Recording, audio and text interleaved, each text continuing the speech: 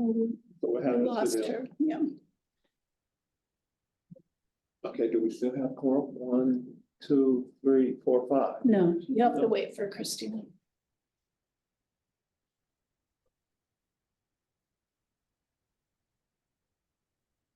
Daniel, you just need one more person. Okay, great. Hi, Lauren. Hi, Mustafa. Victoria, Hi, Catherine. how are you? Good afternoon, guys, and Happy New Year. Happy New Year. Ruby, hi. Ben, Yes. thank you for go. joining. I'll be at my desk. Okay, will you do roll? Just write it down. Okay.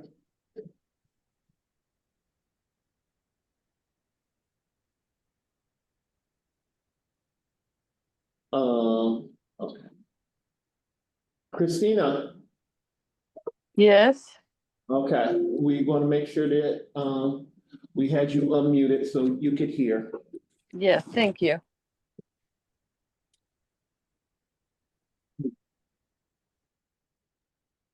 Do we have quorum? It looks like we got quorum. Let me do another quick count. 1, 2, 3, 4, 5, wait. Oh, okay, 6, Christina. Okay, so yes, we do. We have quorum. Great, excellent. Well, I know Christina and Tamara are happy to kick us off. I just want to say thank you all for showing up today. Mustafa, Happy New Year. Thank you for stating that. Happy New Year to everybody. We have a lot of work ahead of us this year. There's a lot of challenges. It's not going to be an easy year, if I'm reading the tea leaves right.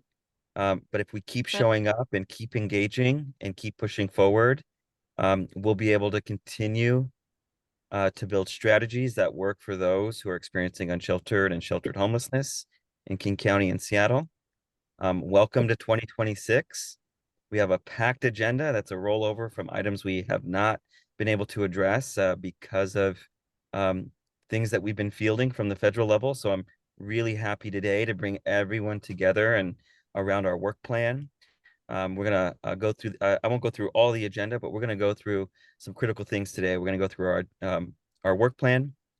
I'm gonna ask for approval from this group to move forward so that Lauren and her team can continue supporting the HMIS, users, training, onboarding, everything we need to do in that area.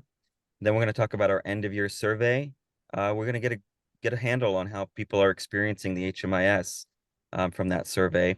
A lot of weight on BitFocus today. I know you're going to be doing a lot of presenting, so thank you for that. With that, I'm going to hand it over to the co-chair. Thank you everyone for being here. I know there's a lot going on. It's federal reporting season, and if any of you are working to help with the pit this year, thank you in advance for doing that. With that, Christina or Tamara, would you like to lead us off with the intro and grounding? Should I do roll call first? Yeah, Oh, about to Curtis, say, I'm and so ready to go. Yes, go ahead and yes. do that. Okay. All right, so I'll go down the list and just say say if you're here. Tamara, Here. Sherry, Ruby, Here. Marvin, Here. Christina, Here. Ben, Here. Victoria, Here. Mustafa, Present. and Shauna.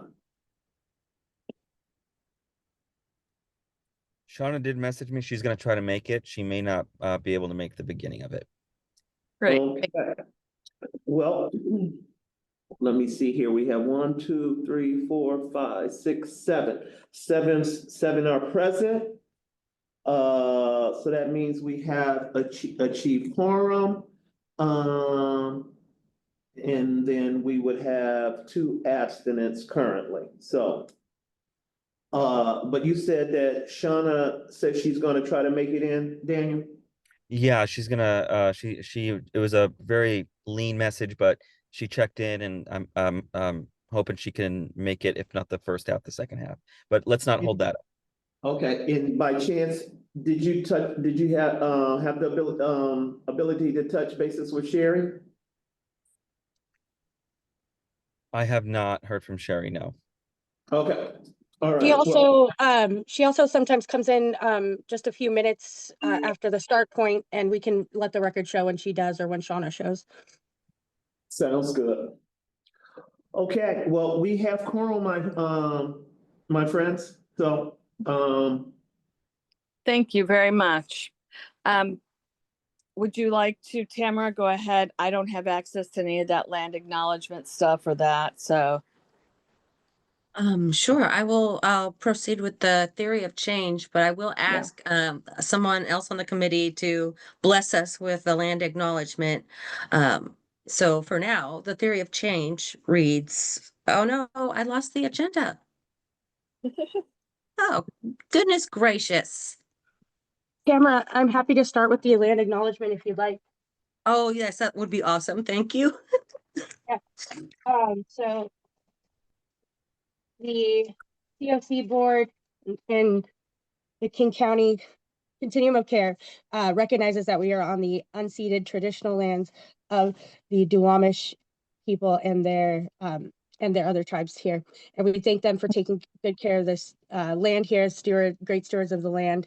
And we want to make sure that we're making meaningful investments in bettering the culture there and supporting the Duwamish and other tribes that have been here in the Pacific Northwest. I know that's not the official one, but I pulled it out. I tried to do it. So there we go. You Thank you. No, Guys. that's did. perfect. You As a- rocked it. Yeah, Thank as a you. Native American, that's perfect. I will I- say. Yeah, We prefer it to appreciate come you. from the heart than have it scripted anyways. That's always Yes. been a cultural view of ours. So next, if we will go into, I know I'm like dual screening it too. The Do you want me to read the theory of change? yes, that's Oh, not even okay. on there. Okay. Oh yeah, just real quickly, the theory of change reads, if we create a homelessness response system that centers the voices of people with lived experiences of homelessness, then we can focus on responding to needs and eliminating inequities to end homelessness for all. Perfect. And yeah, thank you. Does anybody have a cultural share they would like to share with us at this time?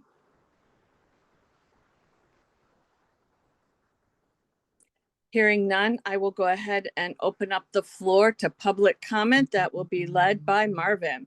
okay, really quick, before we do public comment, let's vote on December's, meeting minutes. Ooh, that's not even in our, we didn't meet in December. Oh, we sure didn't. No, thank you. Okay. Wait, No, No. we did not. Some of us met, but we didn't have quorum, unfortunately. It was the holiday. It was a challenge, I think, for many to come that day. okay, all right. So then with that said, yes, we can move to public comment. There looks to be someone in the Holden area named Mission St. Louis. I don't know what that means. But I have some background there. That is Pre out of St. Louis, who is running their HMIS committee over there, their performance committee. So they have an analogous committee to us across the way. And Pre is been in this space for I think a year now, and I invited her to come to one of our SBC meetings. And Pre, if you would like to do an open comment, please feel free. But I know you're invited as a guest today. Hello, can you hear me? yes. Yes.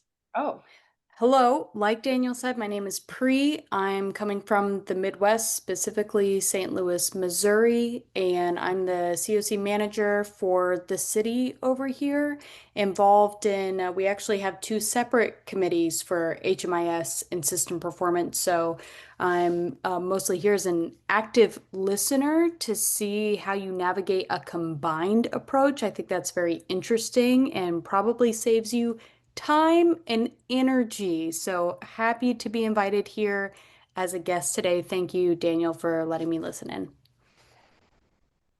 Thank you very much and welcome. Anybody else? And we haven't gotten any letters or any other written public comment. So, and we also during our meeting, if public wishes to speak and say something again, please just let us know. We are very open to hearing the voices of our committee and community members. So next, anything else, Marvin? I don't have anything. Okay, sir. Next, we will move to the informational feedback intent section. And I wanted to make sure that we had the opportunity to share about what's going on with our other boards, even if just briefly, but wanted to say, like, for example, we have no updates on the NOFO, and we are currently running a, we have just closed some applications for some board recruitment positions that we are now starting to work on as a group to look for certain spots that the NOFO had requested that be included for points for when we get awarded. And so those spots are for law enforcement, business owners, and politicians, somebody who has run a political race in King County. And so that has closed. And so now it's going to the rating group that'll look at that. And then we will present it at the convening in February, Ruby the 6th, right? So yeah, I can provide some additional information if you'd like, Christina. Sure, go ahead. Okay, cool. Thank you. And thank you for everyone being here today. There are quite there was a lot of updates and then no updates at the same time. It's kind of an interesting time we're in. So originally, since we've met last, the NOFO was released and then that version was rescinded. And then there was a judge that granted an injunction on how they could release the NOFO. The federal administration is appealing that, and the judge then granted a stay. And it seems that they've kind of reverted back to the original model that we had for the 2-year allocation and just doing renewals this year. And there's going to be a better overview of what exactly is going on there at the next COC meeting, with Kelsey giving us a NOFO update. And so, as Christina mentioned, that we've had to make, some immediate changes, and then also like trying to look into the future, because as we know, it's been, pushed back to 2026, but they are still going to make some changes to how the NOFO is, or how we're being scored via the NOFO. So it's going to, have some hard decisions coming up, but that has also allowed us to like look into board recruitment and the expectations there. And the work group or committee that you're speaking of is, I believe, called the selection committee, that's looking over those applications. And we're going to present that at the COC board meeting, I believe. Yeah, I think you're correct on that, February 4th. And then we would have a meeting where the COC as a membership whole would then vote on it at a convening. And that'll be, we'll know that date here very soon. I think that's kind of when the selection committee might give an update at the next board meeting, I'm hoping. But for the next meeting, we're also going to have Kelly coming in, the CEO of KCRHA, to answer any questions. So any board members or members of the public that want to submit a question, we can take those in and make sure they get to Kelly beforehand. We're also, as the COC board, we're going to be onboarding, part of the onboarding for the new governing board members and for the board recruitment. So that's exciting news. And we'll see you guys February 4th, 2026. I can't believe it. It's 2026. It's already February. It's going to be soon. Geez, anyway, thank you. And don't we also do have another convening lined up, right? I believe so, but I just don't want to say exactly what the date is because I don't remember off the top of my head. I don't have it in my notes, to be honest. So yeah. Everybody keep an eye out for our next convening, which everybody is welcome. Any community partners in the community is welcome. And that's all the updates I have for any of the boards. I just wanted to keep you all in the loop with what's going on in general. And next we'll move to Daniel discussing the 2026 work plan with BitFocus. Christina, can I add something before we move to Daniel? This is Catherine. Yeah, go ahead. The candidate forum is scheduled for February 11th. And That's and we have not selected a date for our first convening for 2026 yet, but most likely looking at June. Okay, that's what I was thinking about. I apologize. That February 11th, I was calling it a convening. No problem.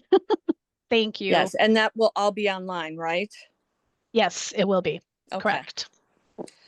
So, and that'll give the opportunity for y'all to look at and ask the candidates any questions before the whole COC looks at voting and them in. So next, Daniel, if you'll go ahead and take it off.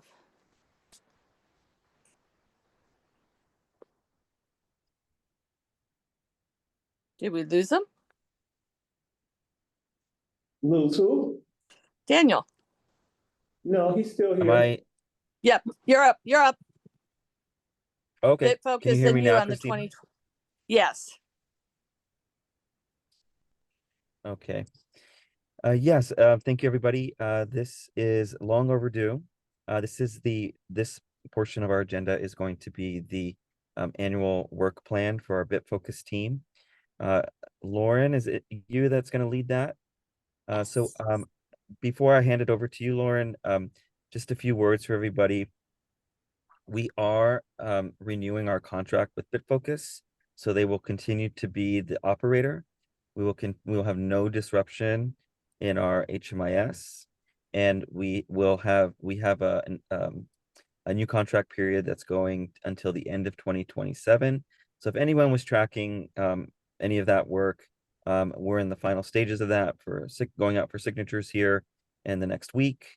And that just means that we get to continue working with the wonderful BitFocus team. And today Lauren's gonna go through our work plan. We have reviewed this work plan, and my hope is because this is going to be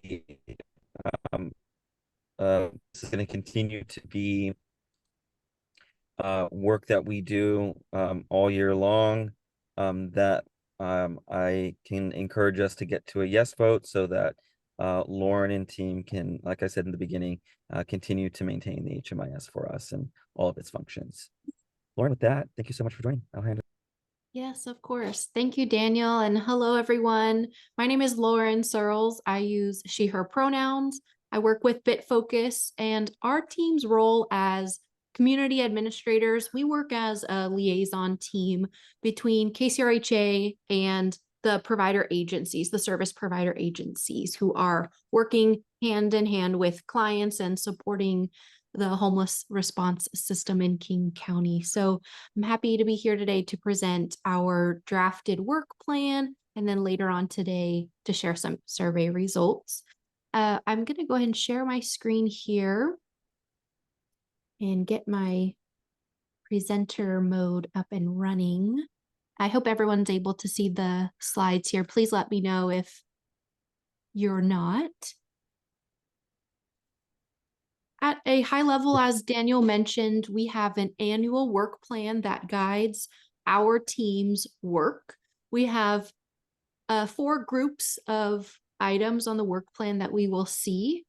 Many of the items are ongoing that happen daily or weekly throughout the year that we will continue doing no matter what. And then we do have a handful of items that are larger project initiatives that happen at regular cadences throughout the year as well. The 4 main groups of work or categories of work that you will see are system administration and project management, coordinated entry system configuration, agency management,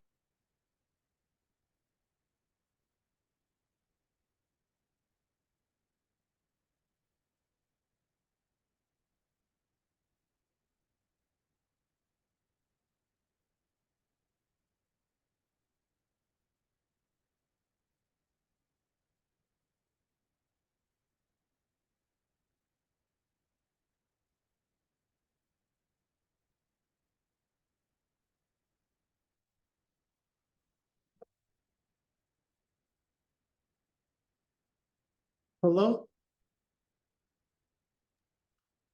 Hi, Curtis. Okay, I don't know what happened. Is it Lauren that's frozen up there?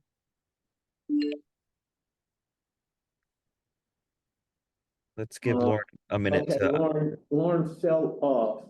she's great at troubleshooting, so I'm sure she's gonna hop You right jump back on. right back in. Okay. Yeah. So was it quiet for everyone? Did it go Yeah, quiet for everyone? I got a glitch for about like 7-8 seconds. Okay.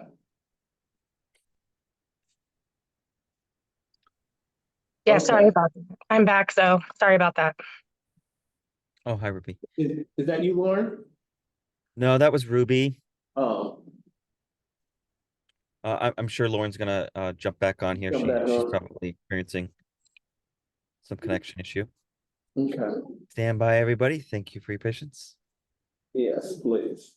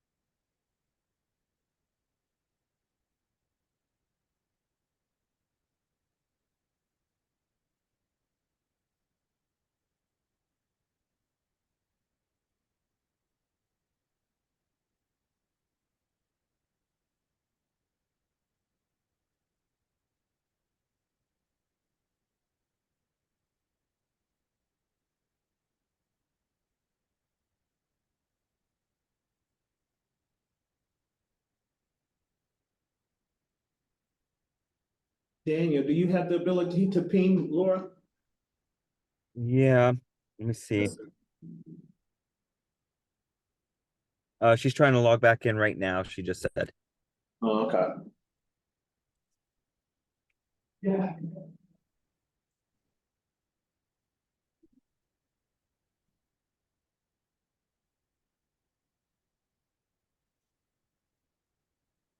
Let's give Lauren a few minutes. I'm sure she's trying to work on it. In the meantime, I did want to talk a little bit. I'm gonna fill a little space here. If you all haven't noticed, our SPC has shrunk and we need to do some recruitment for 2026. One of the things that I would like to discuss in our next meeting. Oh, Lauren's jumping back on. I'll just finish the sentence here, is a coherent recruitment strategy that includes us trying to foresee the kind of expertise and experience we're going to need for the HUD COC NOFO. We got a sample of where HUD is going, and that is a treatment first focus and leaning out of a housing first focus. We can talk about that next meeting. Lauren, I was filling some space here, but I just wanted to plant seeds for everybody that we should be thinking about recruitment now. In a way, the lack of membership gives us an opportunity to fill those with people we're going to need in 2026. So more to come on that. I'll hand it back over to you, Lauren. I'm so glad you made it back on. I really apologize, folks. Thank you so much for your patience. It seems like my Zoom decided that this was a great time to try to restart. So I really apologize for that. Don't we love technology? Let me go ahead and share my screen and continue my presentation. Oh goodness. Okay, well, I hope that y'all can see my screen now. As an overview, this is our drafted 2026 work plan. I'm going to zoom in just a moment so that we can review the content. But As we look at this spreadsheet here on the left-hand side, you will see the rows of individual items or specific activities that our team conducts throughout the year. And then from column E all the way to the right, these yellow coded columns here are going to be month by month. So we can track what time of the year these activities are to be taking place. And you can see by these colored in gray icons, some of the items are ongoing and they happen every single week throughout the year. Some of the activities have sporadic, recurring, grayed out blocks that is showing these happen on monthly occurrences. And there are some items as well that only happen in certain months or certain weeks of the year. And I just kind of just wanted to provide that kind of orientation to how the work plan is currently formatted, but I'm definitely going to zoom in here so that we can review the content easier. And as we saw on the slides, we have 4 main categories of activities, and those are denoted by these red banners. So I can show we have our system administration and project management, our technical support, agency management and coordination, and coordinated entry. I realize we have kind of 2 areas here for technical support and training, but they are really in one bucket. And scrolling up here to the top. So as a highlight, I don't know if we necessarily have time today to go through every single item, but I wanted to highlight some important activities in each of these 4 categories to give y'all an idea of some of these recurring activities and some highlight of some, unique activities that happen just at specific times throughout the year. In our first bucket, system administration and project management, we will see a lot of ongoing recurring activities such as implementing the HMIS and acting as a liaison to the continuum of care. So calling out that our team is responsible for that operation of the system and the software, ensuring that that technology is up and running for the community, and calling out that our responsibility is to act as a liaison between KCRHA and the COC as a whole, and all of our partner agencies that access the HMIS. Other activities that are ongoing and recurring, as you can see, we are ensuring the functionality and services are optimized.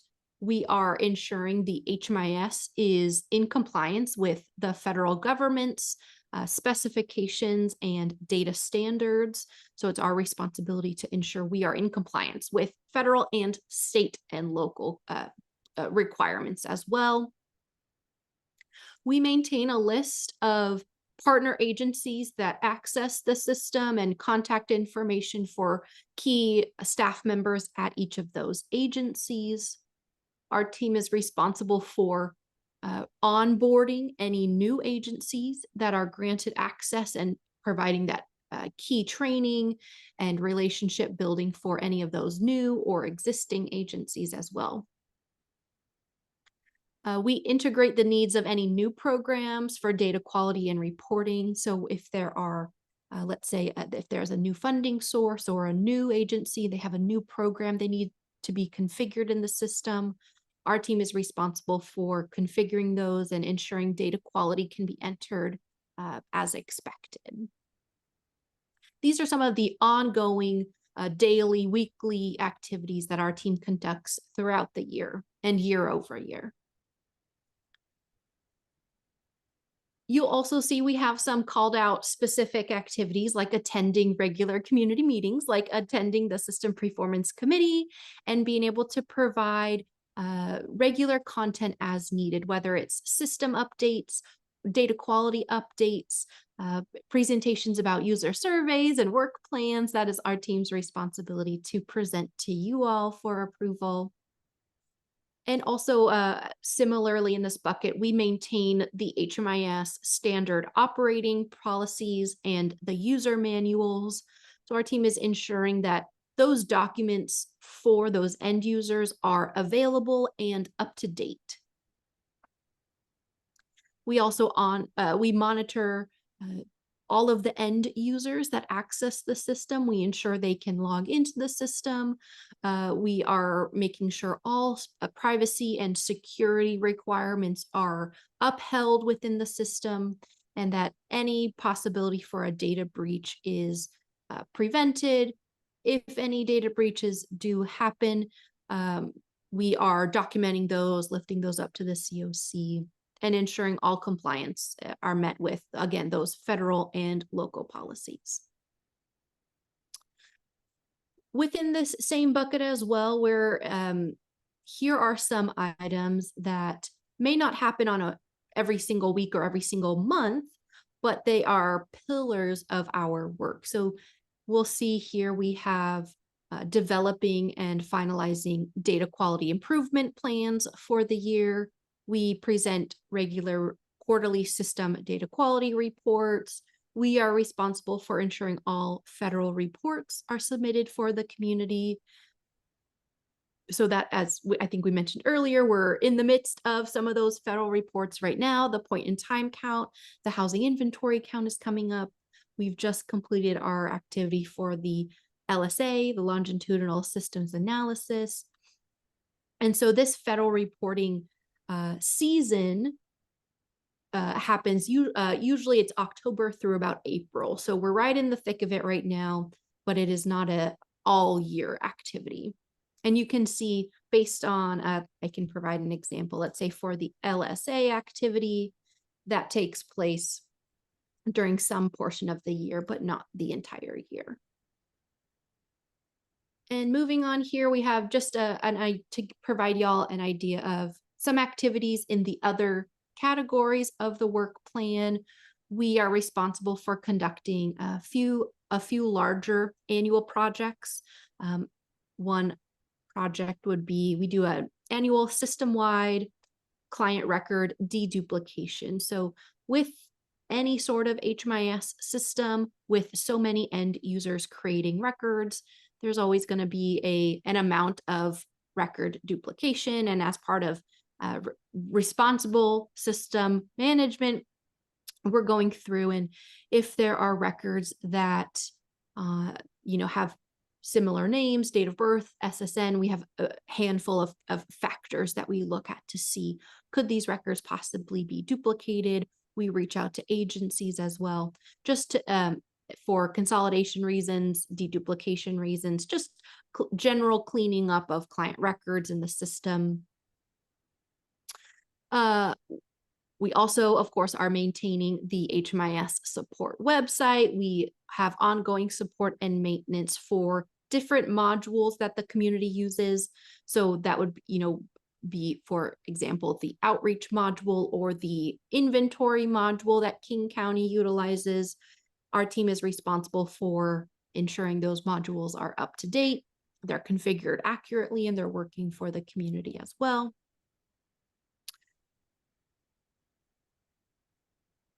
And then our third bucket here, our third category, if you will, agency management and coordination. Some of these activities are not ongoing. So for example, the annual user survey, we usually do that near the fall of the year. So August through December, we determine what questions we want to ask the users, and so that we are capturing what's their experience of the HMIS, what is their experience of the training materials that we are putting out. We conduct that survey, and then we provide y'all with the survey results so that we can implement that feedback in our next year's work plans. On a quarterly basis, we hold quarterly meetings for agency leads. So those are folks that are our point of contacts at our partner agencies. We want to ensure we are maintaining a relationship and a communication pathway with our partner agencies. And we actually just held our Q1 meeting earlier today with our leads, and we provide them with system updates, with reminders about federal reporting, if there are any changes or policy updates. It's a great place for community building and resource sharing as well. And then lastly, also in this category of agency management, we are doing ongoing technical support with agencies all year round. I know we have kind of this training and technical support boxes is separated out here. But similarly, as I mentioned, we host a plethora of HMIS trainings and meetings for our agency partners all throughout the year. We have, I believe last year we had a total of 20 formal HMIS trainings and meetings for our agencies to attend throughout the year. So we definitely want to ensure every single month there is some sort of training or resource available for users to stay apprised of best practices and any system updates that are going live. And lastly, our fourth bucket here is coordinated entry. We work closely with KCRHA's coordinated entry team to ensure that all configurations in HMIS for coordinated entry are working properly. They are updated based on the coordinated entry system policies and procedures. And we're also working on hearing any innovations or new changes that the coordinated entry team wants to implement. And we're working on problem solving and brainstorming with them to ensure the HMIS is configured to support that coordinated entry system to the best of our ability. I'll go ahead and pause there. There may be some additional questions, comments, and concerns here. Daniel, I see you have your hand raised. Yeah, thank you, Lauren, and thank you for that walkthrough. I wanted to two things. One, for those of you who are tracking the coordinated entry for DV configuration, that's wrapped up in that last section there. We'll BitFocus and our teams will be supporting not just the central coordinated entry system, but also the specific coordinated entry for DV survivor configuration of the coordinated entry. So that's all bundled in. The other thing is I just want to impress upon everyone here that Lauren, Rohan, and Melissa, this is the team that is the engine for our HMIS, working day in and day out directly with providers. You can see Lauren's level of professionalism, her ability to articulate detailed processes, and also just the care and diligence that she's shown with what she does here. That translates into how they work with providers. So I want to say thank you, Lauren, for last year. And I also want to, I'm buttering you up, Lauren, because I do want to hear if you could talk about some of the challenges that you experience on your end so that we all could be thinking about how we might be able to support that in our way, in our own ways. And also I want others to be thinking about questions that you might have for our HMIS administrative support team here. With that, Lauren, can you talk a little bit about your challenges? I know I'm putting you on the spot there. Yes, I love being put on the spot. Love a bit of improv. Well, thank you so much for the endless encouragement and support. I would say one thing that I would say see with all of our customers throughout all communities, and something that I'm sure we've all experienced in this industry of work is agency turnover and agency engagement in the HMIS. I think those are common themes that we see throughout the community, throughout homeless services. And one thing that I think our team really tries to prioritize here in King County, because of the large amount of agencies that do access the system, we really try to prioritize our relationships with providers. We have some providers that are very highly engaged. They attend all the trainings.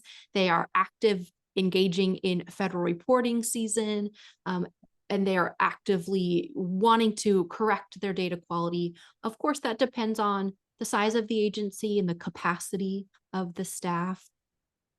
We also have agencies that, we unfortunately don't have much engagement from, and we, don't hear much from. I think, again, those are normal and to be expected. Some agencies have more capacity to engage with data quality than others. Some agencies, maybe it's just a group of 3 folks. They're a very small agency. But as I'm thinking of kind of lessons that we've learned, our team definitely wants to prioritize relationship building with agencies. And we have seen the more we can build those relationships with partners, the more engagement we'll see. So we're constantly trying to find ways, how do we welcome folks into trainings? How can we welcome folks in, whether it's via email? How can we provide resources and education so that folks know, what we're asking for or what we are expecting of them. We're really wanting to ensure we're being proactive with providing those education and resources and transparency of what our team's role is. I would say, saying all of that, if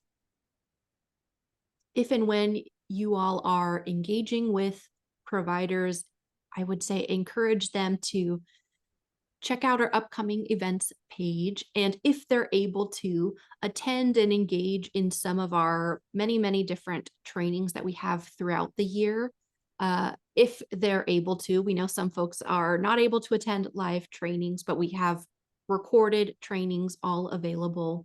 Not only are those trainings helpful to hear the content, but we often have, I would say maybe 95% of our trainings, an amazing Q&A portion at the end of our trainings, where as a community, we can ask questions of each other, learn from each other. And often we have provider agencies who are in the Zoom chat, sharing resources and helping each other, asking each other questions on, hey, how do you do it there? Oh, we do it here. We've done it. We found success here. And I often find that, I feel our training content is very helpful. I also just really get, encouraged and inspired being in that kind of virtual community space. So I would just say, yeah, if y'all are interacting with folks,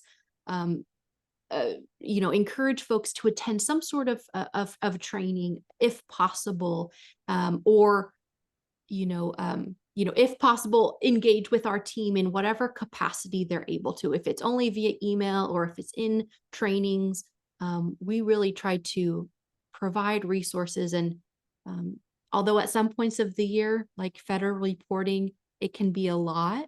And our team's goal is to create tools to reduce that burden, reduce that stress. We want to provide office hours. We want to provide, those easy step-by-step processes to really give those tools to the community to add to their tool belt, to kind of make some of that hard work a little bit easier. So I know that's just a little bit off the cuff, but just really try to encourage folks to find ways that they can engage with some of these training resources that are out there.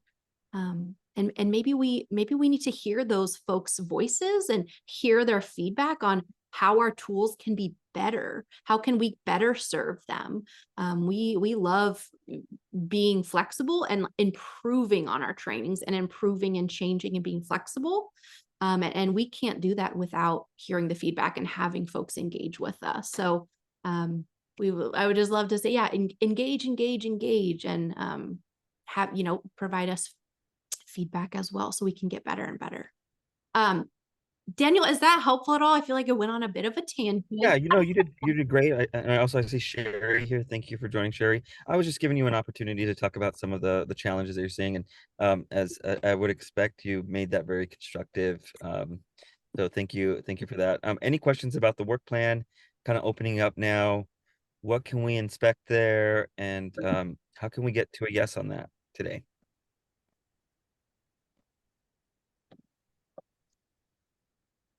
Christina, Tamara. I have nothing to add, but I would love to hear from others. Hi, this is Ruby. And just wanted to share that this looks good. I got a lot of in-depth information from previous years. It seems to be the similar similar things that we've got to accomplish. And so we're still keeping our eyes on the prize with that. And thank you for the work that you guys have done on the coordinated entry side, and looking forward to the relationship building in partnership with you guys. So thank you.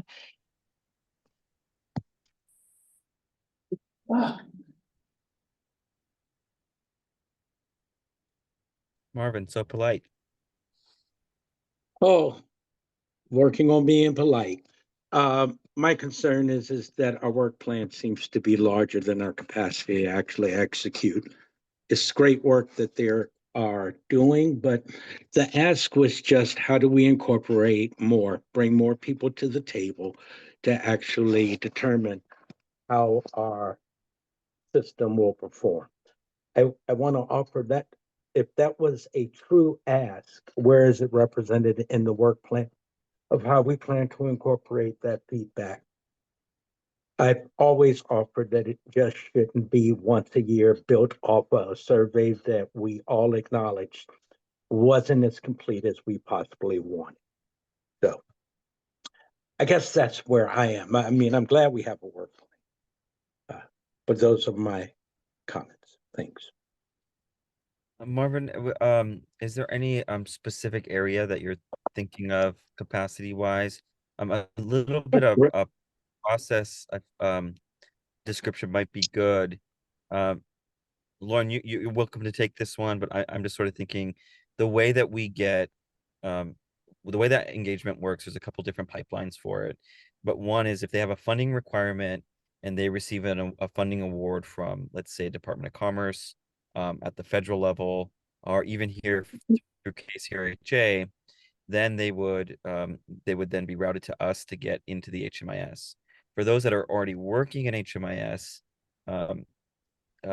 they have every opportunity to contact the BitFocus support desk. And then with our engagements with the quarterly trainings, we are now keeping track of attendance on that. So I'm monitoring that as the administrator to see who is not showing up and why might that be? What are we not understanding about might be some of the challenges.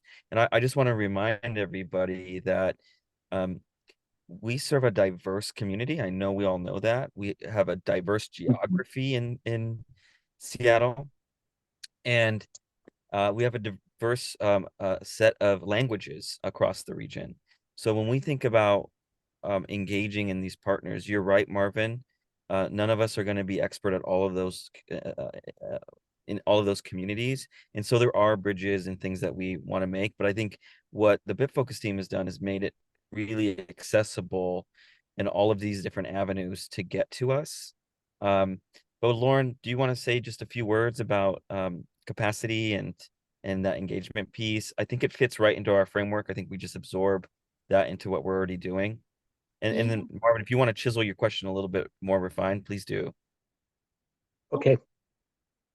I will say regarding our team's work plan, this is very similar to what we've presented year over year. And each of these items, our team is built specifically to accomplish each of these activities. In 2025, we accomplished each of these activities. So from the BitFocus end, our team is specifically designed for the size and the depth of King County's needs. So our team's capacity is specifically tailored to fulfill this work plan. And then regarding access, just as Daniel mentioned, when there are, I would say that first tier of agencies who have access to the HMIS are those funding required agencies. Secondarily, I think the coordinated entry team and Daniel's team as well, the research and data team, have actually recently updated the access policy to make it more expansive so that even if an agency does not have a funding requirement, but they have the capacity to provide housing navigation services, they have an avenue to access the HMIS as well. So even in the past few months, the access policy has been expanded, but I can just say from my team's perspective, we are not necessarily involved in the approval of who gets access. We are more of just the shepherds of once that approval is made, our team is shepherding those folks into gaining the training and gaining the resources and beginning to enter the data. Is that helpful? It's somewhat helpful. I like expanded access. I also like continuous quality improvement. Once again, we created a survey a little over a year ago. We executed it, didn't get the response we wanted, but I don't see it or that kind of evaluation of how we're doing as, mapped out. And it may be due to capacity. I don't want, and with all of this confusion around reporting, I don't want it to get lost that we, as a committee, want to hear back and want to work in not only those within the system, but I believe we sent it system-wide. Some folks that weren't part of HMIS, were given an opportunity to share what they'd like to see and maybe become part of one. But did I chisel my question a little better? Yeah, that's helpful. And perhaps our presentation today about the 2025 survey may provide some more improvement or more an opportunity for feedback as well. I know specifically for I believe the 2024 survey, when we had that low engagement and we did receive feedback on some training topics that folks were interested in. You mentioned folks really were interested in learning more about reporting. We incorporated that in our 2025 work plan. We ensured we had an extensive 90-minute training on reporting. So we did take that feedback. We heard, hey, folks are really interested in these areas, and we added that to our training calendar for 2025. And that is the process for the 2025 presentation that I have for you. We'll be ingesting that feedback. If there are areas of specific interest, we'll be including that in our 2026 training calendar so we can specifically address, hey, we have a lot of folks who are interested in this. I will say a bit of a preview here, and we may be able to get into it in the 2025 survey presentation. I think there will always be some element or some interest in specific elements like reporting. One interesting data element, though, that we saw for the 2025 survey is, although reporting is always going to be an interest for users, the 2025 reporting training was one of the lowest attended trainings. So I think there are some learning lessons. And I think that's kind of why I was sharing. We really want folks to engage in the resources we have. We are doing our best to be flexible and ingesting the feedback we're getting from the community and from feedback we're getting from this committee. But then we really need those invested partners to say, okay, let's take hold of those available resources and put that knowledge to use. And so we are doing our best to ingest that survey results. We know it's not a perfect tool, but it's perhaps one tool we have. But I definitely know I'm gonna just kind of bring it. Yeah. Okay, thank you. I just want to bring us back to we're not on the survey yet. So I do want to focus in on the work plan. Lauren, I apologize. It's not really my character to interrupt, but I do know that we're going to go into that, Marvin. But on capacity, two things I do want to champion that have been done. Lauren and the BitFocus team have surge capacity. So depending on the project, they will add more employee staff, especially around federal reporting. And they have streamlined a lot of processes, cutting them down to a more automated workflow. So that also has given back some capacity. So those are two tangible ways that I've seen in the last year that they've been able to do that, especially with referrals and inventory. And then again, when they've been working with how new agencies onboard and add or change their program or their beds or units. We have an automated form now. that's been improved upon since 2 years ago. So there are ways that I see you guys making capacity for that. Thank It is 2:57. We have a hard break at 3. Do we want to do a vote now, or would folks want time to peruse the work plan and then come back for an immediate vote when we get back? What are you guys thinking? I make a motion to approve the 2026 work plan for BitFocus HMIS. Okay, Ruby made a motion. I need a second. I second. And Mr. Marvin made a second. All in Yep. favor of the 2026 work plan, please say aye Aye. or raise your hand. Any abstentions or denies? Hearing none, so moved. It passed anonymously, our 2026 work plan. Thank you, guys. If we could Okay. take a Really, really quick, who Go ahead. presented that motion and who seconded? Ruby Hi, this is Ruby Hi, this first, is Ruth. I made the motion. and then Marvin seconded it. Okay. Yeah. Thank you. Hey, y'all. See you back here at 3:10. All And right. we'll get the survey results. Thank Thank you. you, Lauren.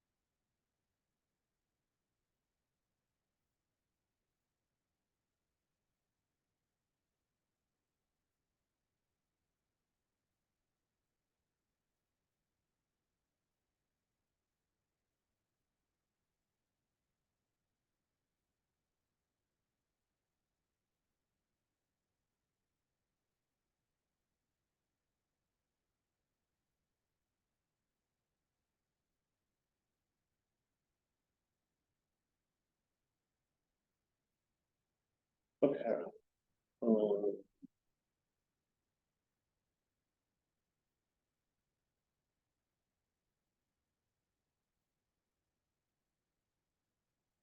Edit the template. I had to re-edit the template. Anyway.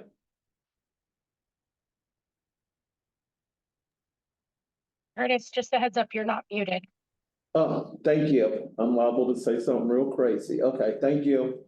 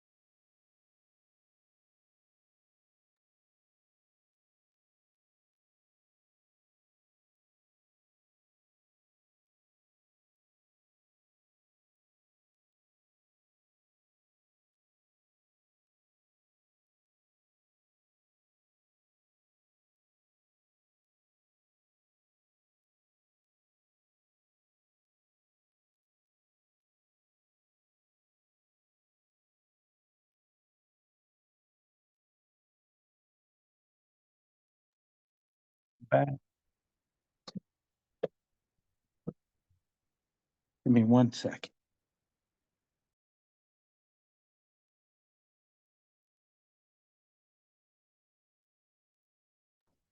Okay, shall we go ahead and begin? Do we have everybody back? I think everybody is creeping back in as we speak. Daniel, are you there?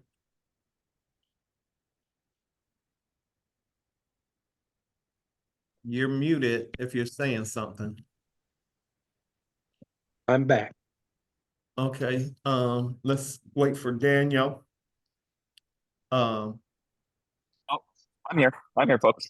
you're there? Okay. So everybody's back? All right, Yes. shall we go ahead and begin? Our next part is going ahead and discussing another informational session on the HMIS end of user survey with BitFocus and Daniel again.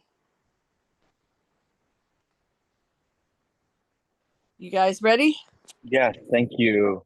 Yeah, we are ready. So for the uninitiated, annually we do an HMIS survey on front end. You get meaningful insight into what was important to them, what the quality of that experience was.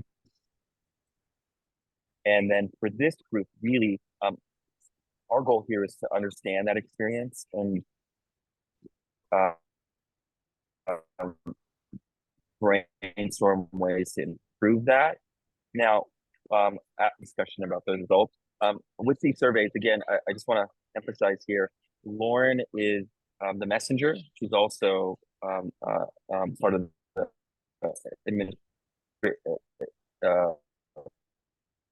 support administration. But it is a team who's research and data and the BitFocus team. So Lauren, I just don't shoot the messenger all on any of the highs and lows here. But Lauren, certainly take credit for the highs and then diffuse the lows if you like. I'll hand it over to you, Lauren, for that for the next. Yeah, thank you so much again. And I'll go ahead and share my screen. Just as Daniel mentioned, each year we review these questions with KCRHA's research and data team. So these are not questions solely created by BitFocus about BitFocus products. These are, this is a survey collaboratively created with the COC and BitFocus. I'll go ahead and actually get in presentation mode here. So again, and this is a presentation on the 2025 user survey. So we asked HMIS users specifically, so folks who are using the system, what their experience was using the system. And we also asked some questions on our 2025 training series to hear feedback and listen to experiences of our 2025 training calendar. And just as Daniel mentioned, the 2025 HMIS user survey, the responses are used to improve your experience and make the HMIS more useful. So this is really speaking to users. We wanted to ensure they understood why we conduct the survey. We are assessing the software usability, accessibility, and the satisfaction of the software. And again, the responses inform training opportunities on HMIS and specific clarity functionality.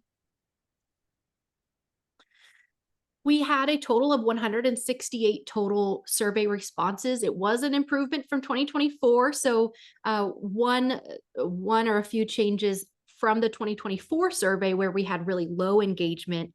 We really amped up our communication plan for 2025. We sent out more emails to more people. We started talking about it with more partner groups as well. So we really wanted to get the word out that we wanted more engagement in 2025.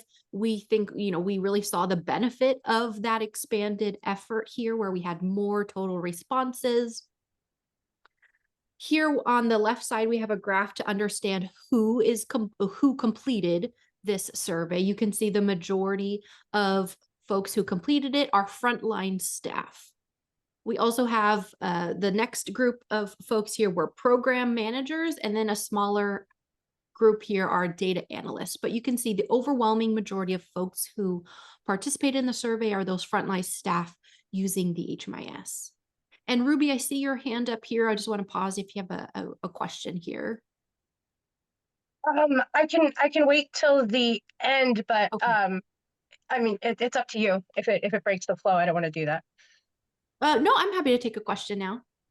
Cool. I just wanted to double check what the number was from last year, because I believe it was significantly lower, and this is, you know, almost like 1,000 times more than we got last year, almost. Correct.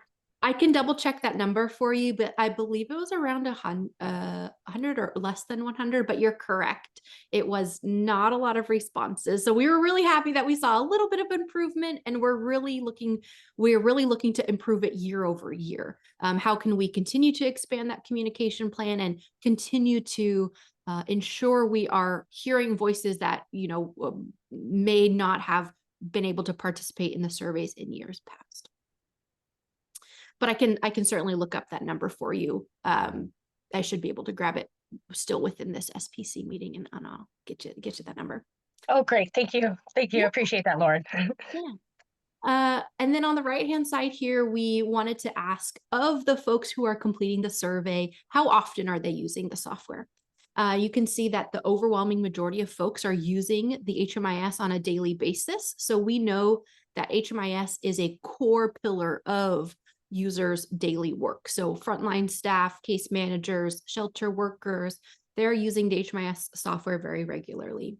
And even, you know, the second most populated group here, they're using it on a weekly basis. So very often folks are using the HMIS.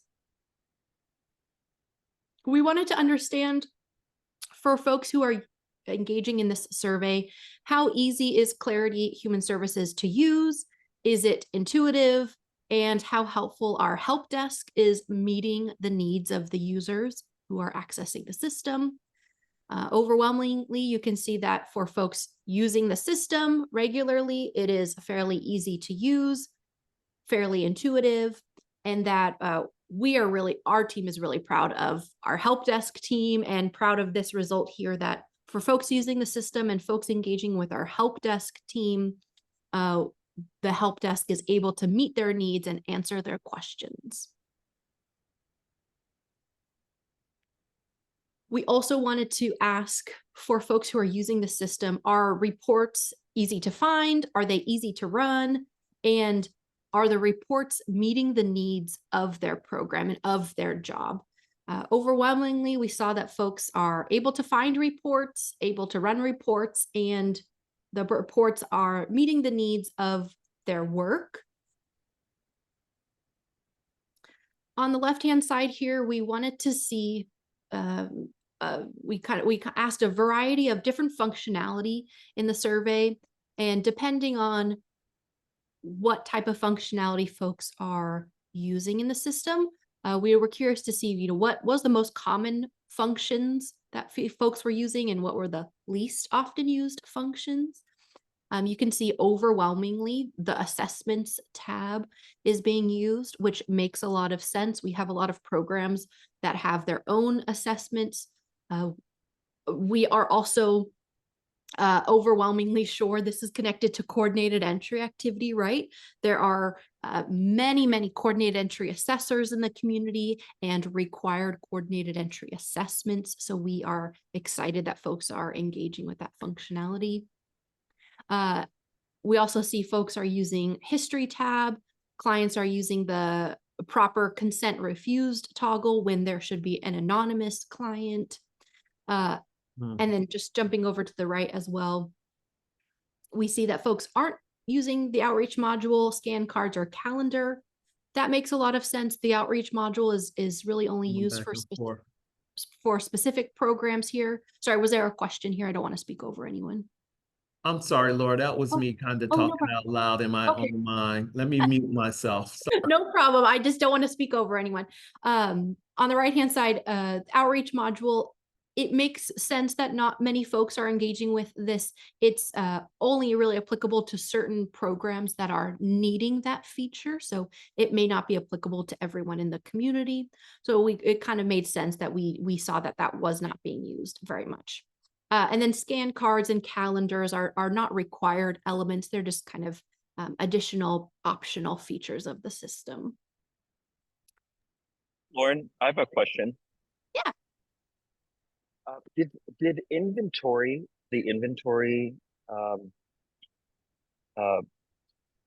fields, were those in the pick list at all?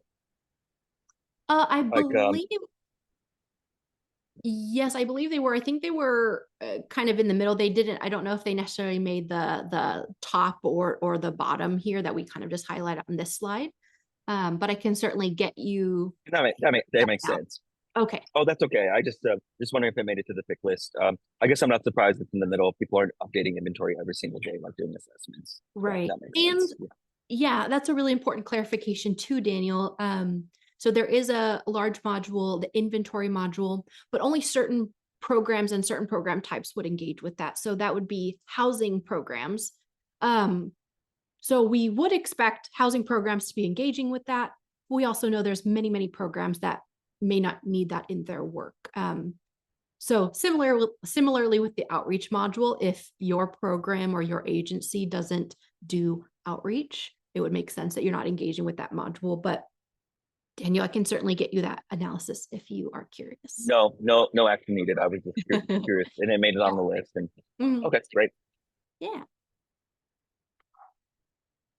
Here you go. And so we had a separate slide here. It wasn't really on a most used or a least used, but for inventory, I know we were curious. For folks who do engage with the inventory module, we were wanting to know how confident folks felt using the inventory dashboard, how confident they felt updating unit statuses, how confident they felt editing building and unit attributes, how confident they felt updating unit configuration types and adding units to enrollments. We can certainly see that folks are very confident using the inventory dashboard, but these data points here on the right, these are informing our training resources for 2026. So we see that, hey, actually folks are perhaps not as confident updating some building attributes, or perhaps not as confident updating some unit configuration types or adding units to enrollments. So we've taken that feedback. We're certainly going to have an inventory training in 2026. We certainly want to spend time ensuring there are resources and up-to-date trainings so that folks can gain that confidence for those functionalities. Can we pause on this one, Lauren? Yeah. Is there anybody that's attending today that would like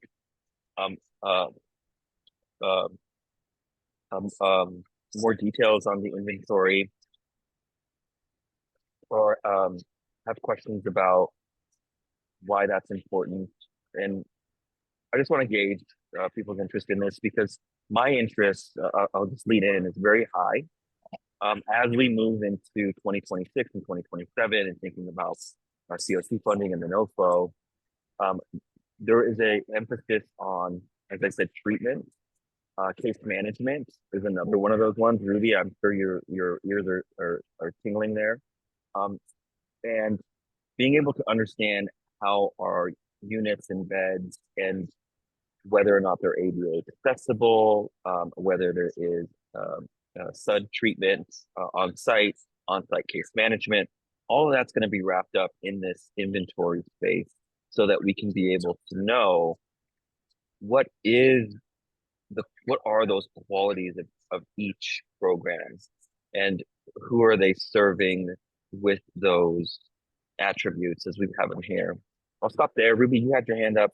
I just wanted to just impress upon everyone the importance of our inventory. Definitely. Yeah, I feel like I've spoke a lot today, so if there's anybody else, but I'm in support of hearing more about this.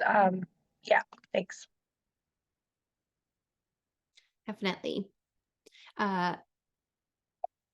Yes, and I think I mentioned this previously, but we've definitely seen this analysis, and we've definitely ensured that the 2026 training calendar does include additional inventory trainings as well.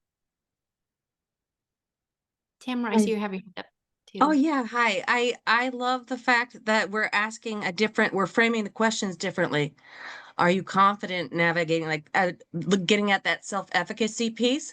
I think that's brilliant, and also something that we should be applying to the real world settings of like human service delivery. So I think this is a very great direction to go with well-being, because that's exactly what we're trying to capture, is that quality of service, that quality of experience as you're moving through the homeless response system. What does that actually look like? What does that feel like? Because when we're working on the other side of, like, as a service provider, or a former service provider, my perspective is much different than being on the other side, you know, and being a service recipient. So it's an interesting dynamic that I think doesn't get captured a lot. And the fact that we're doing that now is brilliant. Right. Thank you.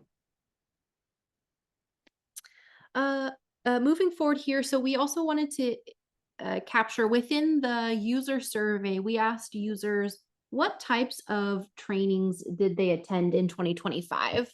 You can see there was a significant attendance for the client consent and ROI. I believe from the top down, these were our trainings throughout the year. So client consent and ROI was at the beginning of the year, and then down at the bottom, the report library was near the end of the year.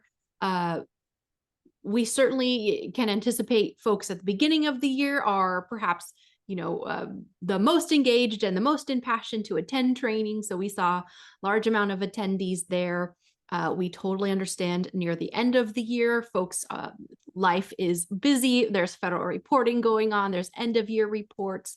So we totally understand that attendance may dwindle. We also see that an amount of folks didn't attend any trainings last year.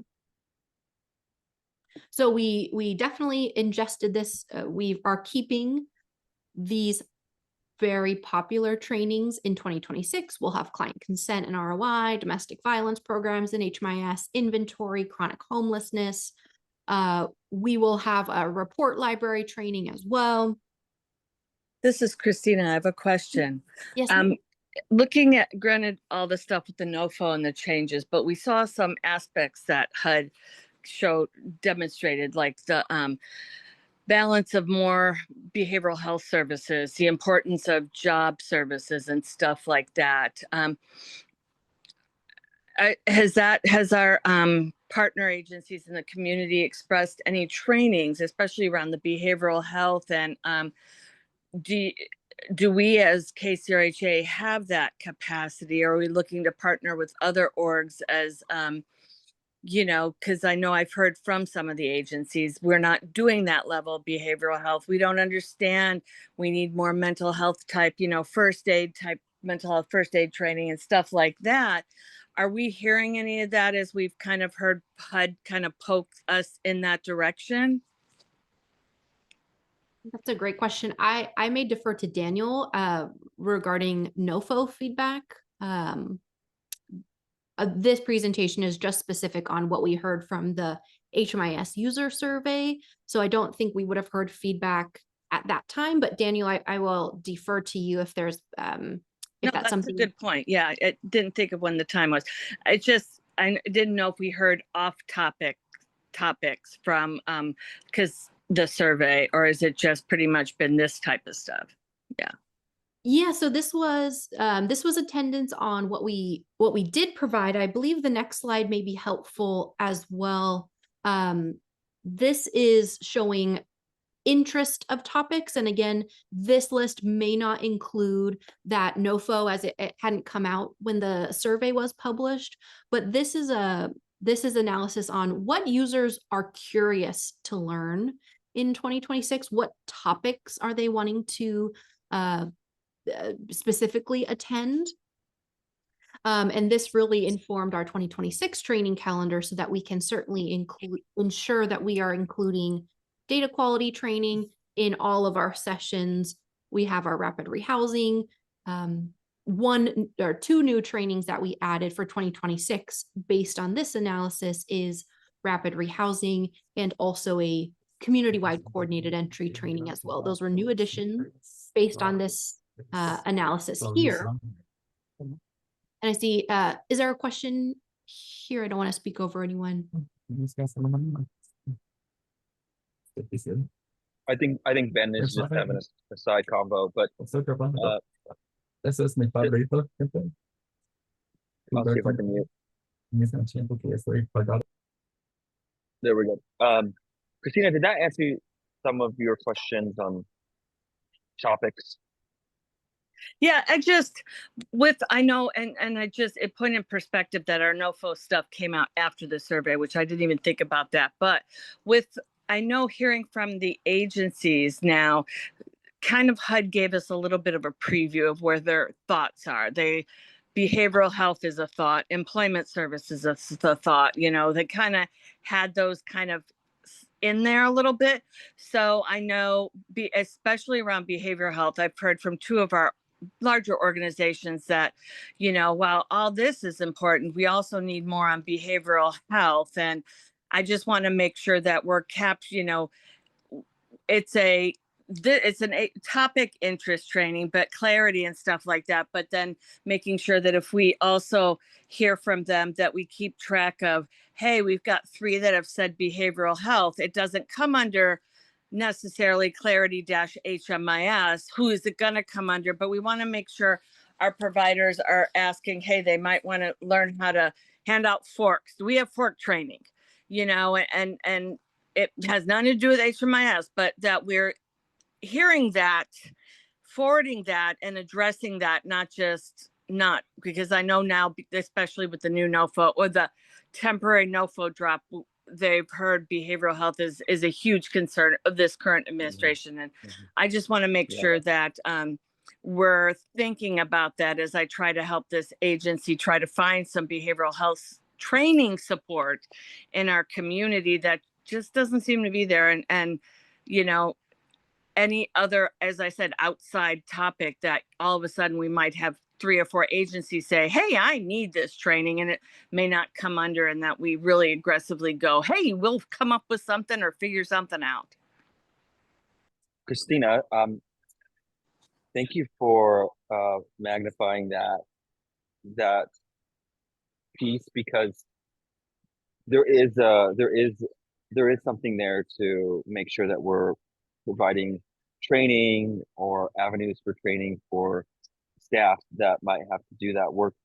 I'm just curious, have you considered at the convening doing a survey of memberships there on topics that they think they might need to be trained in?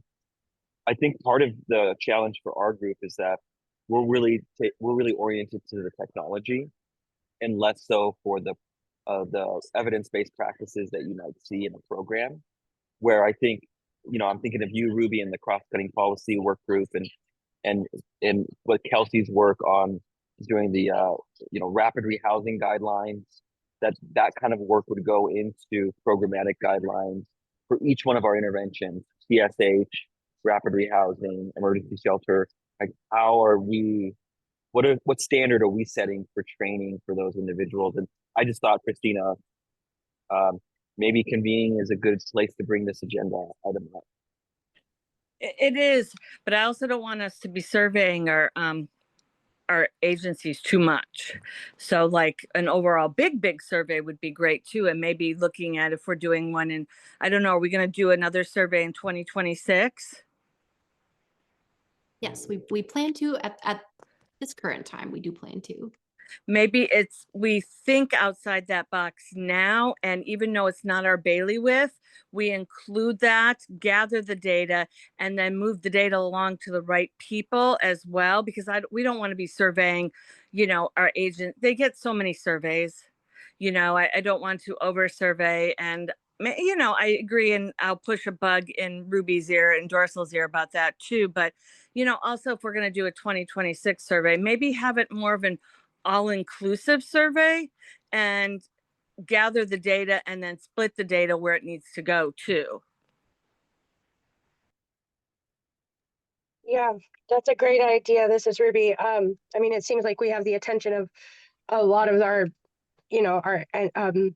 organizations that we work with. So, I'm curious to see how that can move forward. And the cross-cutting policy work group should be back to working as soon as, this renewal process gets done with the NOFO. And then that's definitely something we're looking into. So thank you for bringing that up. Thanks, Daniel.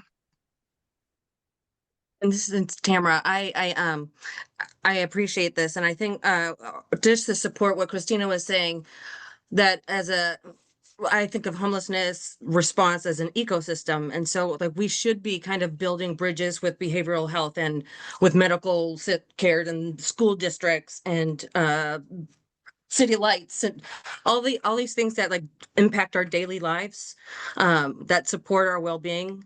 I think we should be developing those relationships. I know that's a large task and a large ask, but that's why I'm suggesting an audit of our system that's driven by the people who are moving through the system. That is my recommendation and what I propose to this committee, to start looking at this as like a lived experience audit of the system. And so instead of like collecting feedback, we are collecting feedback in real time from the mouths of people who have experienced the services that we provide. Because I want to get at that real, like the root of what prompts homelessness, and then how can we address that collectively to disrupt whatever patterns or inequities that are baked into the system. How can we disrupt those? We can use the HMIS data, but also the qualitative data, the stories and the people who this impacts on a daily basis, including the frontline staff, the people who are doing the work.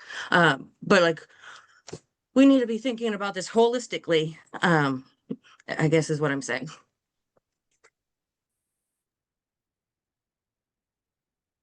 If we could go back one slide, Lauren, I did want to call attention to something I'm seeing here.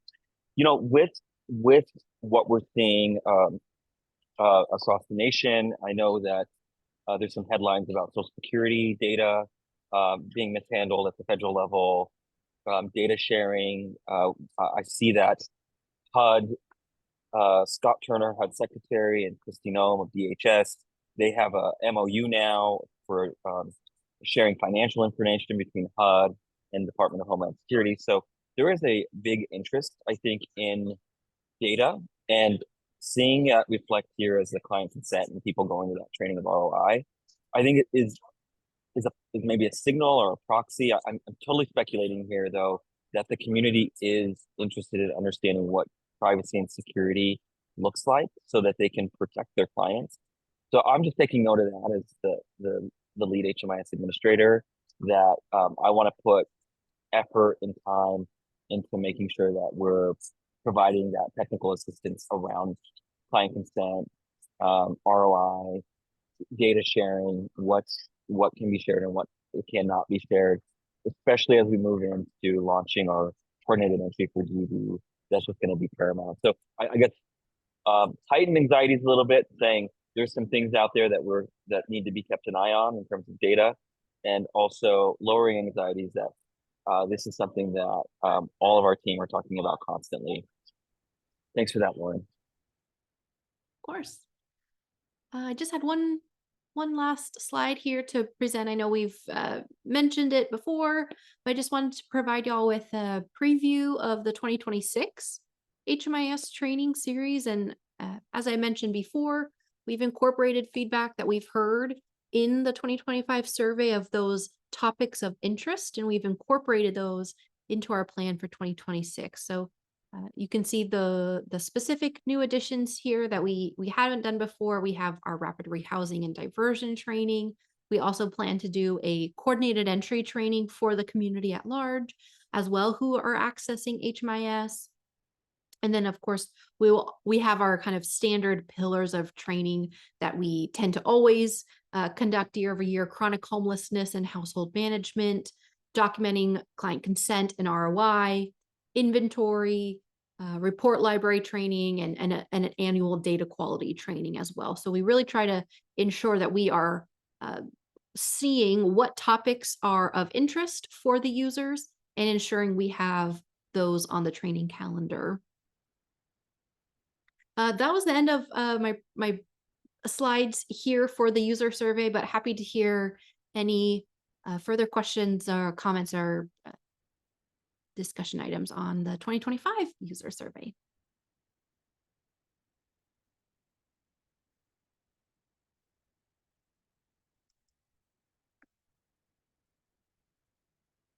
Well, thanks everyone so much for your time. I really appreciate the feedback. And Ruby, I'm going to go look at those 2024 responses for you right now.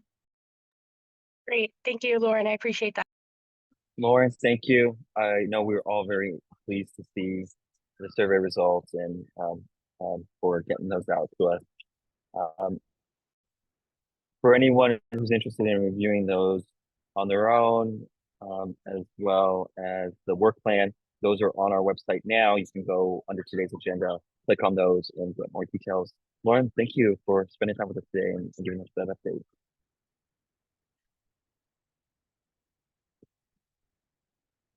We do have one other agenda item.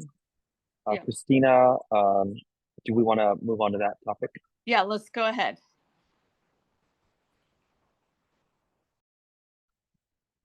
Okay, so the next agenda item that we have here is from our COC co-chair, Dorsol Plants. Dorsol sent us last quarter, at the beginning of last quarter, a detailed letter with some concerns about data collection and how specifically we're understanding our inventory, our PSH inventory in the region, and whether we're using that inventory efficiently. Also concerns about measure 2 of the system performance measures report, specifically around returns. And he had concerns and saw some risks without accurately capturing whether or not people exiting homelessness are truly in fact returning. And I know these are topics that Dorsol has brought up, I think either individually or at COC or in other spaces at the convening, the most recent convening, and then manifested in this letter that he wrote that's on the website for anyone that wants to pull that up. And I responded as the administrator. I gave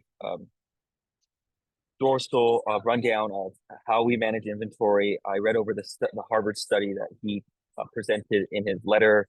I looked over that. Some of the concerns I did address personally in that letter that I think he just needed to maybe know a little bit more about how we're actually overcoming some of the challenges there. And one of them, for example, is that other communities manage their inventory with spreadsheets and other Word docs and don't have really close ties with their coordinated entry on trying to fill units. So a household comes, they may be directed to go to a unit or paired with one, but it really doesn't fit. And so it starts their cycle again. And that is not efficient. And that's not, the way that we want to operate. We want to honor people's times and the struggles that it takes to get to housing appointments and fill out applications. The good news is on that particular topic in the letter, we actually have inventory in our HMIS, and our coordinated entry system makes direct referrals into that inventory. And as you saw earlier, we talked about this. We not only have the inventory in HMIS, but we have the attributes of those, each one of those programs and those beds and those units. So we know the eligibility of those. We know the kind of case management and services that they're getting in those units. And so in the Harvard study, for much of the nation, yet they are struggling with those things. I'm happy to report that some of those concerns aren't really applicable to us because we've moved forward and we've moved quite forward compared to some of the rest of the COCs across the country. So those issues aren't necessarily our issues. I'm not saying there isn't room for improvement in that area, but that is one of the issues that Dorsol brought up. In terms of the system performance measure, Dorsol was focused on whether or not agencies were accurately reporting. And when I looked at our data quality, and I look at exits to homelessness and just the completeness of that, we're looking quite healthy. Most of the records we have in HMIS are 98% complete. I gave a presentation of that to the COC a couple months ago, I think 2 months ago on that. And so from my vantage point as the administrator, all the tools I have in front of me are to check data quality and to look to see if we have the processes and the workflows And is that part of our critical HMIS infrastructure? And the answers to the questions that I saw from Dorsol were yes. And our data quality is looking good.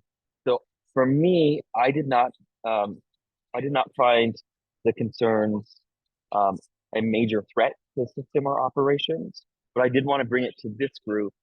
And I'm hoping that most of you had a chance to read that letter and get your thoughts on that.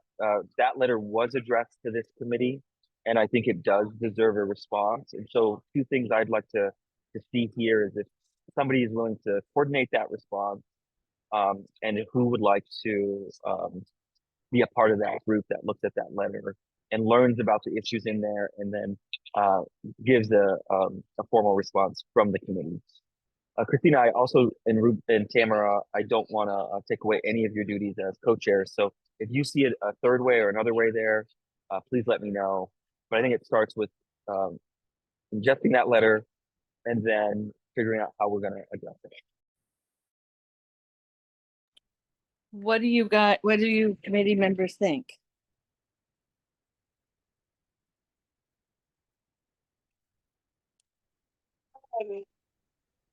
I think that I could help facilitate a conversation and we can, get a better understanding of what this letter was going into. Happy to do that.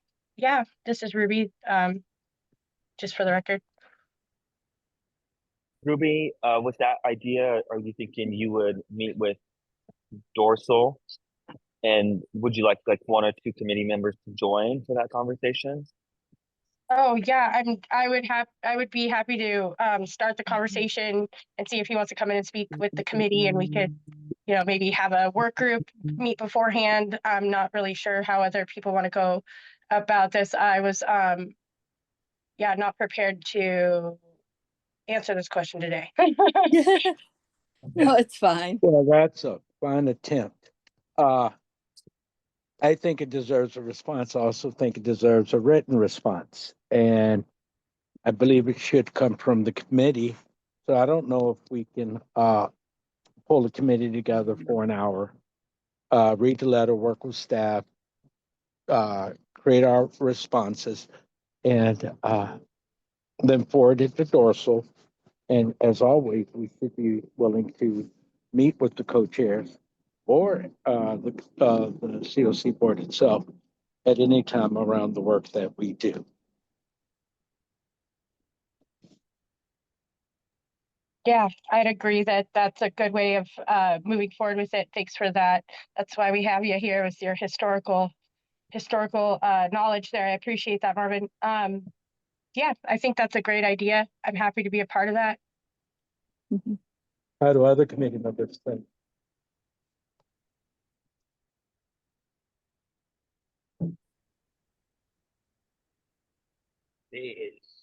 Oh, can you all hear me? I was trying to take it off speaker. Can you hear me? Yes. Oh, okay. I was trying to take it off speaker and driving. I agree.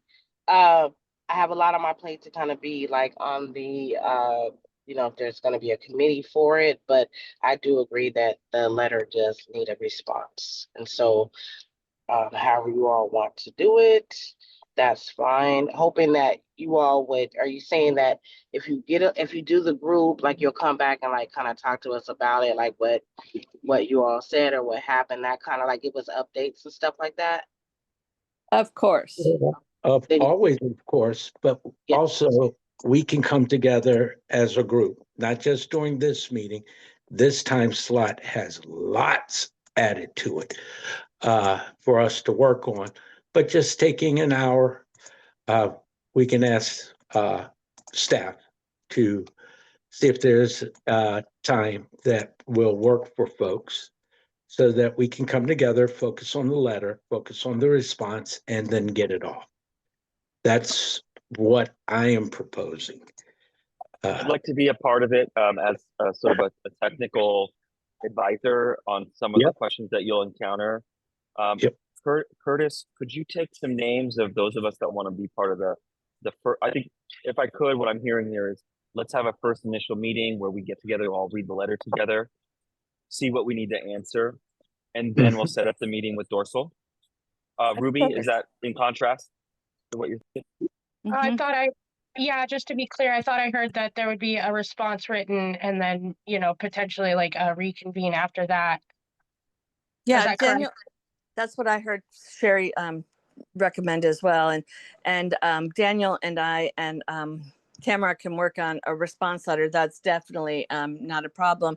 But then we also, as a committee, had talked about in the past that, and bringing it to the COC, more of a formalized rule. And I was been waiting for Victor Liu to finish all that to like suggest it, but like, if like a letter, like a COC committee member has an issue relevant to one of the committees, that then, you would then address it, like bring it to the committee chair and the staff liaison's attention, and also having kind of like that formal process set up too.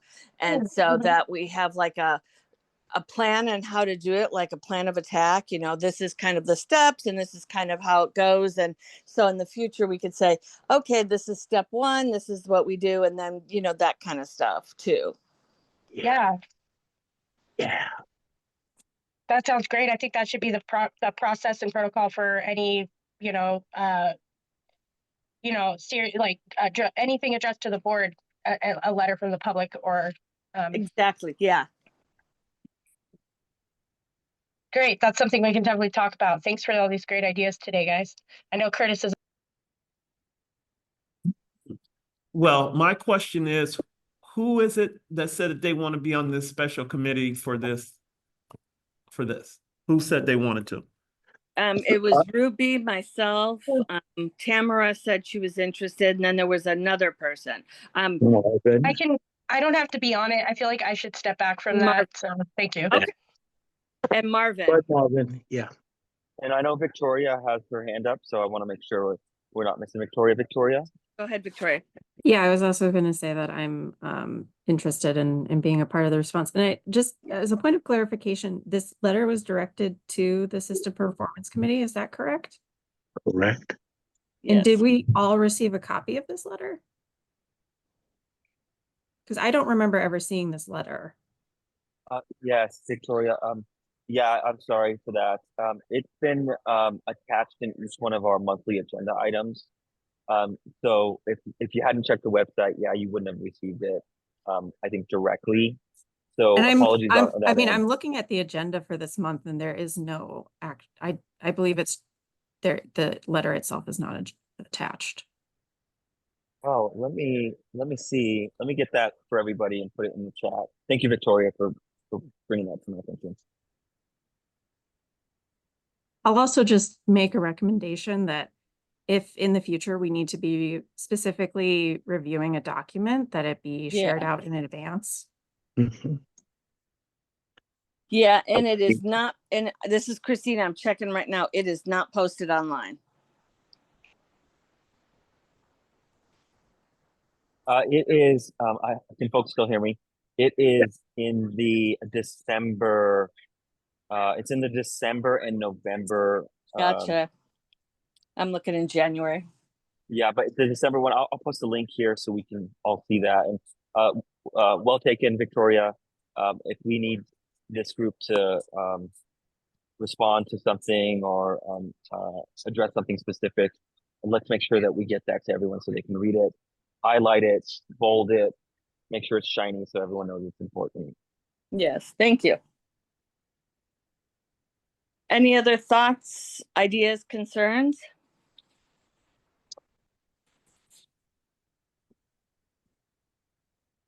Oh, this is Ruby. I just want to make sure that I was clear that I should step back from this committee, and that also that Sherry has now been on with the call, and we want to make sure she's been marked as present. Okay, thanks.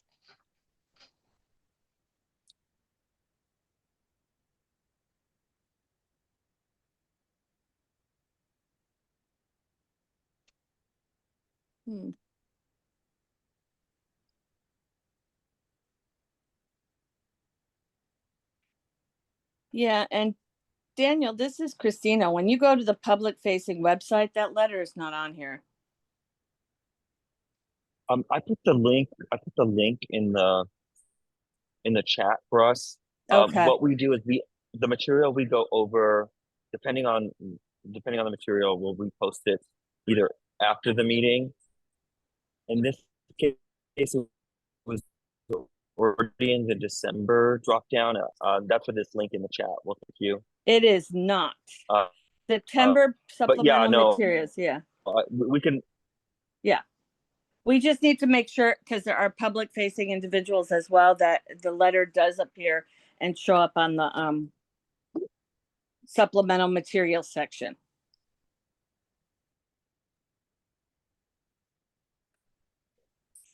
Okay, any yes. other, we have like 5 minutes left.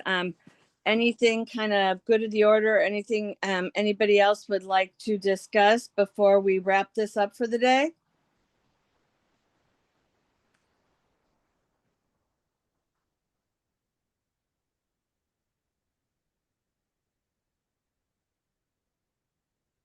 Okay, if not, see you guys. As Catherine said, on the 11th, we will have a COC call around new members that we welcome everybody to please attend on top of our February 4th regular COC meeting. And then otherwise, we will see each other on the 18th. And please feel free to drop me a message, drop Tamara or Daniel a message if there's topics or things you would like to discuss as well. And I will make sure that that letter, if not just chat, but is out, sent to emails for everybody as well, emailed out.